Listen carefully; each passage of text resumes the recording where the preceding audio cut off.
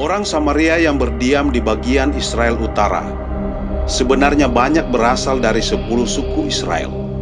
Sejatinya mereka bersaudara dengan 2 suku lain, yakni Yehuda dan Benyamin yang berdiam di Israel Selatan dengan Yerusalem menjadi pusatnya.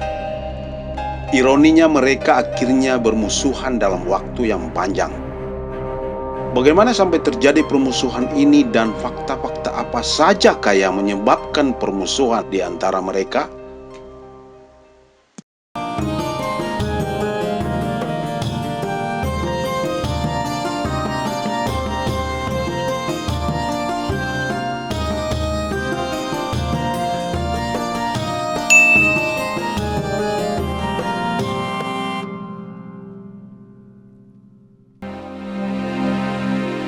Perpecahan bangsa Israel bermula dari perpecahan kerajaan tersebut menjadi 2 kerajaan, yakni kerajaan Israel Utara dipimpin oleh Yerobeam bin Nebat dan kerajaan Israel Selatan atau Yehuda yang dipimpin oleh Rehabeam pada tahun 931 sebelum Masehi sampai 913 sebelum Masehi.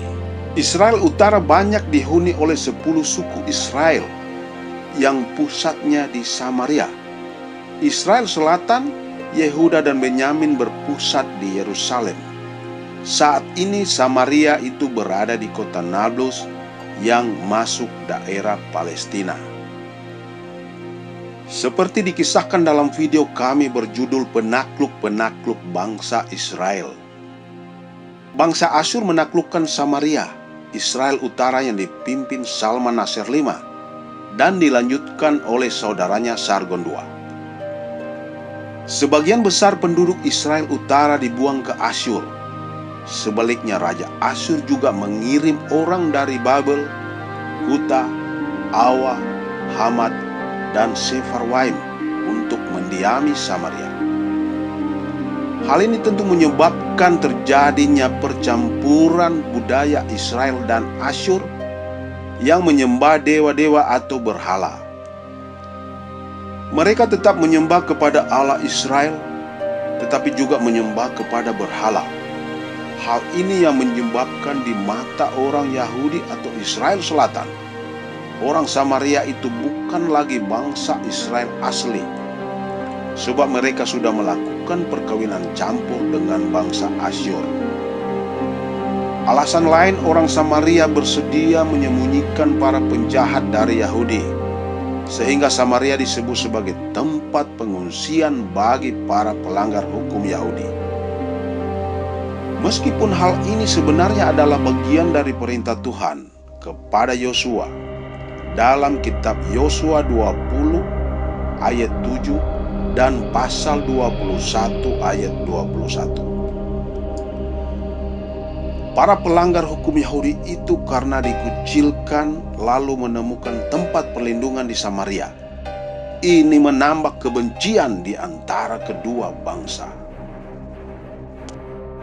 Ketika bangsa Israel masih di bawah pemerintahan Kores Agung, atas izin Kores Agung, bangsa Yahudi berkesempatan kembali ke Yerusalem untuk membangun bait Allah di zaman Zerubabel dan Ezra.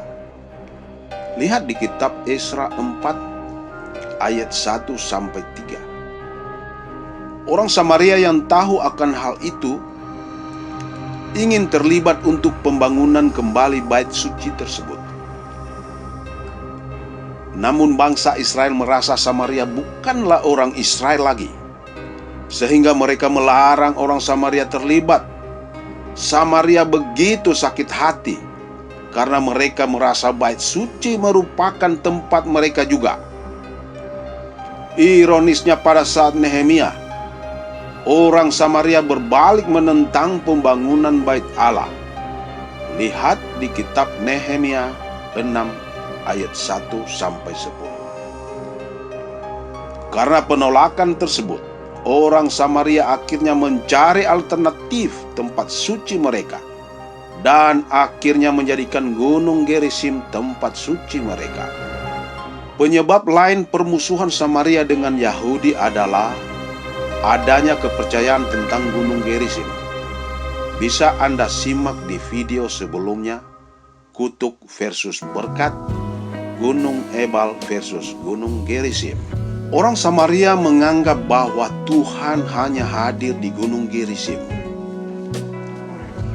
Gunung Gerizim berjarak sekitar 56 km dari utara Yerusalem dan berada di tepi barat, sehingga para peziarah Samaria dan Holon harus melintasi perbatasan jika hendak datang ke Gerizim atau menyambangi desa-desa Samaria di sekitarnya. Gunung Gerizim menjadi pusat ritual keagamaan Samaria. Hal ini merujuk pada kitab Taurat. Kita bisa membacanya di dalam kitab Ulangan pasal 11 ayat 29. Jadi apabila Tuhan Allahmu telah membawa engkau ke negeri yang engkau masuki untuk mendudukinya, maka haruslah engkau mengucapkan berkat di atas Gunung Gerizim dan kutuk di atas Gunung Ebal.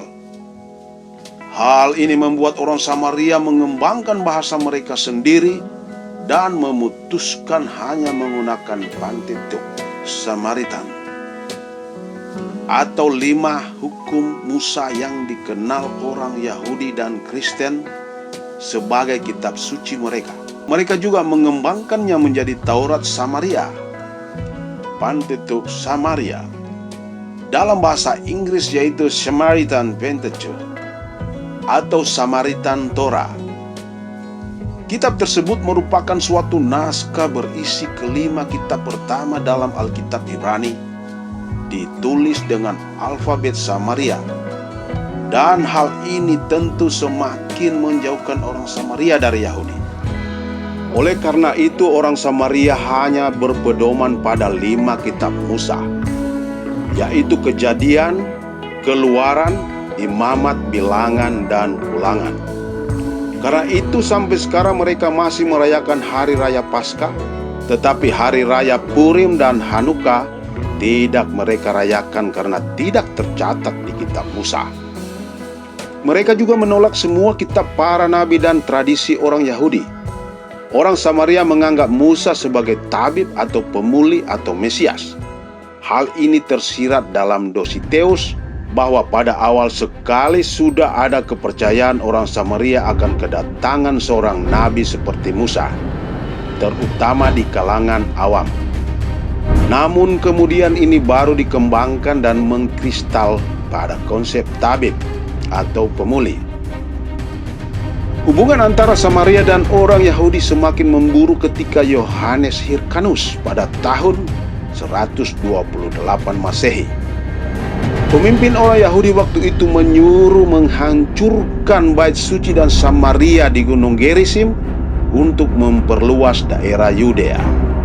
Ketegangan hubungan antara orang Samaria dan orang Yahudi berlanjut hingga menyebabkan kekerasan. Karena permusuhan ini pula, maka ketika orang Yahudi ingin berziarah ke Yerusalem, mereka akan berjalan menyeberangi Sungai Yordan Timur tanpa melewati daerah orang Samaria.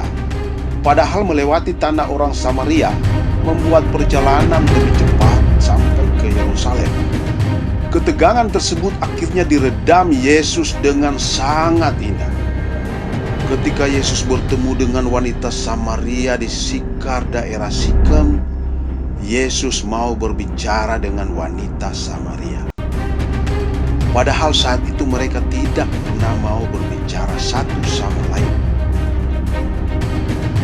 Wanita Samaria menekankan perbedaan lagi dengan menyatakan bahwa nenek moyang kami menyembah di Gunung Gerizim, sementara kalian orang Israel menyembah di Yerusalem.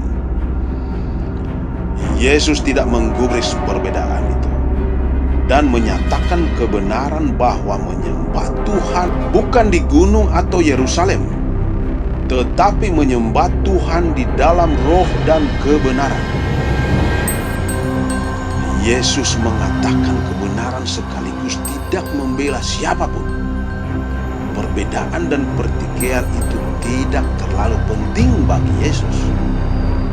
Yesus lebih tertarik menceritakan bahwa dialah jalan keselamatan itu. ada pelajaran yang kita petik dari permusuhan Samaria dan bangsa Israel ini. Walaupun itu merupakan konflik yang panjang antara kedua bangsa dan budaya, Yesus tidak terpengaruh dengan hal tersebut. Dia fokus dengan keselamatan yang Dia tawarkan.